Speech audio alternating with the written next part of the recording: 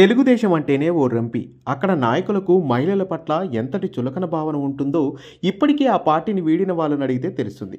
సినీ నటి కవిత, దివ్యవాణి, వాణి విశ్వనాథ్, యామిని శర్మ వీళ్ళంతా పార్టీలోని వాతావరణం, మహిళలకు అక్కడ వాళ్ళిచ్చే గౌరవం మీద అన్నీ గమనించి పార్టీని వీడి వెళ్ళిపోయారు. ఇప్పుడు తాజాగా ఓ మాజీ ఎమ్మెల్యే తన వద్దకు సాయం కోసం వచ్చిన మహిళలను ఏ విధంగా లోబర్చుకొని లైంగికంగా ఇబ్బంది పెట్టింది బయటకొచ్చింది. సదరు రాయలసీమ ఎమ్మెల్యే ఓ మహిళతో అసభ్యంగా చాటింగ్ చేస్తూ అడ్డంగా దొరికిపోయాడు. గతంలో ఎమ్మెల్యేగా ఉండగా అధికారాన్ని అడ్డం పెట్టుకొని పంచాయతీకి వచ్చిన మహిళలకు లోబర్చుకోవడం ఈ పచ్చనేతకు వెన్నలో పెట్టిన విద్య. ఇప్పుడు బయటపడింది ఒక్క ఫోన్ చాటింగ్ మాత్రమేనని, ఇలాంటివి బయటికి రాని రాసలీలలు ఆయనలో అనేకం ఉన్నాయని తెలిసింది.